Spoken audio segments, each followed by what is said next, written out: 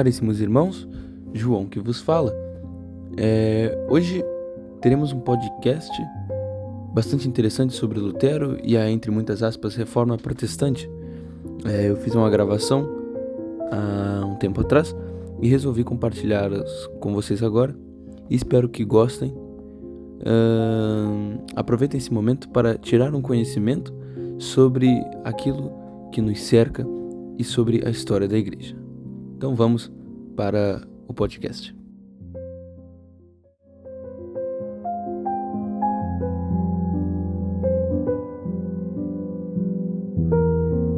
Em primeiro momento, algo mais importante a se dizer é como acontece a vocação de Martinho Lutero. Para quem não sabe, Martinho Lutero era um padre católico, formado no mosteiro, um mosteiro agostiniano. Então, uma realidade muito complicada na época para os mosteiros, inclusive os agostinianos, que continham livros heréticos, livros como o de John Huss, Oakham e Wycliffe, hereges excomungados, e o John Huss sendo até morto pela Inquisição, sendo queimado vivo. Esses livros não deveriam estar presentes em uma biblioteca de um convento católico, sendo eles classificados como livros heréticos e de autores heréticos. Mas voltando no início, como ocorreu a vocação de Lutero? Lutero é um homem marcado, e vocês vão acompanhar aqui, que Lutero é um homem marcado pela cólera e pela sua impulsividade. A vocação de Lutero é algo curioso. Lutero, voltando de uma cidade, Lutero se depara com uma tempestade tenebrosa que botou sua vida em risco, conta-se relatos, e ele mesmo diz em um escrito seu, abre aspas, ajuda-me, Santana, me tornarei monge. Mais tarde me arrependi este voto e muitos queriam dissuadir-me. Está explícito que Martinho Lutero, no impulso, fez uma promessa e se arrepende dessa promessa futuramente. Mas ele diz, logo após, aqui não está completo, é a minha anotação, mas aqui diz que ele continuou, perseverou até o final. E sim, Lutero não era um mau padre. Muito pelo contrário, Lutero era um ótimo doutor do Novo Testamento. Ele era um homem conhecedor e que concordava, guarde bem esse momento, ele concordava até então com o cânon bíblico feito pela Igreja Católica, pós-Constantino. Enfim. Então, o que acontece? O que rompe a relação de Lutero com a Igreja? Lutero, na verdade, nunca teve interesse de romper. Porém, a sua impulsividade, a qual nós falamos, levou a isso, os atos inconsequentes. Na época existia uma coisa chamada simonia, as vendas da indulgência, a qual podemos falar futuramente, mas em algumas partes, de fato, acontecia a venda da indulgência de maneira corrupta. E tinham pessoas grandes do clero envolvido, suspeita-se até mesmo de Papa Leão estar envolvido. Lutero, vendo tudo isso, e com os pensamentos formados por heresias de John Huss e Oakham, filosoficamente falando, ele cria e prega em uma porta, aquela icônica imagem. Como eu disse, o interesse de Lutero não era dividir a igreja, e sim fazer com que, fazer com que fosse visto os problemas. Teses ali que ele pregou era para um debate. Porém, não foi bem assim que aconteceu, visto que muitas de suas teses eram heréticas, como a sola fide, sola scriptura, e algumas ofensas direcionadas ao Santo Papa. Querendo ou não, com erros ou sem, ele é o Santo Papa e você não pode ter esse desrespeito. É pedir para ser excomungado, digamos assim. Algo curioso durante todo esse tempo é que existia um ego de Lutero. Existia um ego. Um ego muito forte, que muitos dizem ser uma loucura e muitos dizem ser de fato um ego. Em 1519, Lutero confessa, ele declara a sua submissão ao pontificado, ao supremo poder da Igreja Católica. Ele diz, abre aspas, confesso plenamente o supremo poder da Igreja Romana. Confesso plenamente o supremo poder da Igreja Romana. E com seu ego, após todo esse embate com o Papa, com os bispos, ele muda de opinião. Ou seja, ele não tinha uma opinião formada por nada dogmático ou teológico. Ele tinha uma opinião formada por base naquilo que agradava a ele. Ele diz futuramente, em um curto período de tempo, eu não sei o ano exatamente, mas, abre aspas, uma licenciosa espelunca de ladrões. Ele continua dizendo, o reino do pecado, da morte e do inferno, referindo-se à Igreja Católica, fecha aspas. Ou seja, ele muda de opinião de uma maneira que a gente não consegue entender, que muitos se referem à loucura e outros ao ego. Eu acredito que isso seja um ego. Aquilo que já não mais o agrada, ele ataca. E falando sobre a loucura, Lutero era muito atormentado, conturbado e possuía um medo, uma estranha relação com o demônio. Abre aspas, laços de morte me cercaram e angústias do inferno se apoderaram de mim. Caí em tribulação e tristeza. Então invoquei o nome do Senhor. Ó Senhor, livra minha alma. Nesse trecho você vê que ele é cercado por angústias do inferno. E ele continua em outros relatos, listando os pensamentos as tentações que o afligiam. Abre aspas, pensamentos maus, ódio a Deus, blasfêmia, desespero e incredulidade. Eis as principais tentações, fecha aspas. E ele diz, mais à frente, fazia penitência, abre aspas, né? Fazia penitência, mas o desespero não me largava, fecha aspas. E essa tormenta acompanha Lutero até o final de sua vida.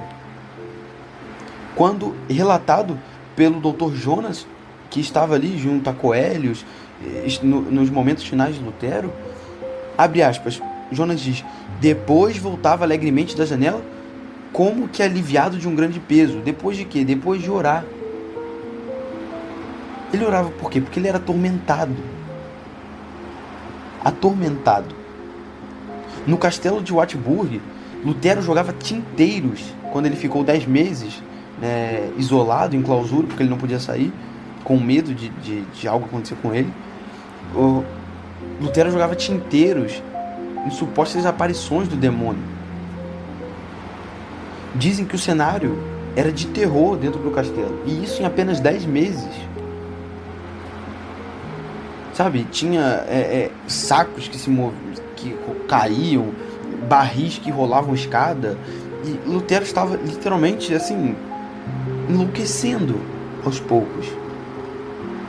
E essa loucura que não se sabe se ela provém de uma esquizofrenia, de uma epilepsia, ou se de fato uma possessão demoníaca. Porque em Erfurt, quando ele estava no coro, lia-se, ele e os demais irmãos dele, lia-se o evangelho do possesso. E nesse momento, ele cai por terra. Ele cai. E diz, gritando, não sou eu. Vê que tem uma conturbação que perturba a sanidade de Lutero. Ele vai dizer que ele fazia uma série de duelos contra Satanás. Ele diz que o diabo dormia mais vezes com ele do que a sua própria esposa, Catarina. No opúsculo contra Duque Brunswick, citou o demônio 146 vezes. Lutero possuía uma obsessão pelo demônio. Isso poderia ser justificado por uma possessão demoníaca ou talvez por uma loucura. Uma loucura. Enfim, acontece a sua excomunhão na Carta de Sete Romanum Pontificem, trazendo à tona a separação da igreja. Os seguidores de Lutero saem da igreja com Lutero. Outro fato interessante que ocorre é que, na verdade, antes de dizer esse fato, eu queria pontuar algo. Lutero, no começo de tudo, tinha boa intenção, estava correto. No século XV até o século XVI, mais ou menos, a igreja precisava sim de uma reforma. A igreja precisava de uma reforma. As coisas na igreja estavam complicadas. De fato estavam. E é exatamente toda essa loucura, todo esse escândalo que Lutero faz, tem uma consequência boa, que é o Concílio de Trento, convocado pelo Papa Paulo III, que traz de novo a autoridade da igreja. Faz a igreja tomar medidas diante a simonia, diante as casas de prostituições frequentadas por até padres da igreja. Porém, Lutero supria algo além dessa necessidade de mudar, de reformar. Ele nutria um ódio, uma raiva depois de ser enfrentado. Ele se depara com algo errado e quando ele é confrontado pelo errado, ele cede. Ele cede. E como ele cede? Cede com a ira. A todo momento, Lutero chamava o Papa de miserável Papa. Como diz o texto que eu disse, ele chamava a Igreja Católica de reino do inferno, o reino do pecado. E no mais, Lutero se envolve. Lutero na Alemanha tinha apoio dos príncipes, os príncipes da Alemanha. E Lutero se envolve com a Guerra dos Camponeses. Se envolve como? Disseminando ódio. O ódio que já existia, já era semeado dentro do seu coração.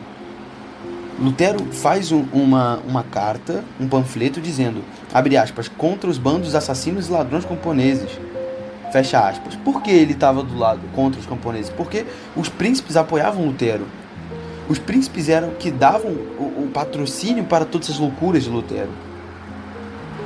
E ele diz sobre os camponeses ainda, um homem de Deus, abre aspas, é preciso parar os camponeses, degolá-los, passá-los a fio de espada, em segredo como em público. Ele defende a morte dos camponeses justamente por ser opositor daqueles que eram apoiadores de sua causa e que patrocinavam. Existia todo o interesse político de Lutero. A ira, a cólera, o ego, a loucura de Lutero chega a um ponto que ele já não era mais o mesmo Lutero que sai do mosteiro, por mais que com pensamentos heréticos, com uma boa intenção. Lutero, as consequências do que Lutero fez, as suas disseminações de ódio, tem consequências até mesmo em 1940. Ali em 1930, 1940, quando os alemães justificam um massacre com as cartas de Lutero, sobre um livro de Lutero sobre os judeus, um livro antissemita. Lutero é listado por Hitler como uma das figuras mais importantes da Alemanha, por Hitler. Então veja, para encerrar, que já tomamos muito tempo, o ego de Lutero faz com que ele desista da verdadeira reforma que ele poderia ter feito. Lutero poderia ser hoje São Martinho Lutero. Poderia ter sido hoje São Martinho Lutero se não fosse o ego, se não fosse a fraqueza espiritual, porque Lutero não tinha fé. Não tinha. Porque se ele tivesse fé, ele não teria desistido quando ele enfrentou o problema da igreja. quando ele enfrentou o Papa Leão X, ele começou a tomar posições jurídicas e não mais baseadas em fé. Não existia mais fé em Lutero. Porque, não sei se dá nem para dizer que se existiu, se em algum momento ele teve fé, mas se ele tivesse fé, ele teria feito tão quanto São Francisco de Assis, ajoelhado e rezado pela igreja. Mas não, ele preferiu tomar suas atitudes e agir como um próprio Jesus Cristo, um próprio Messias. Não tanto por ego, mas sim alimentado pelo ego, mas sim por falta de fé. A falta de fé alimenta o nosso ego.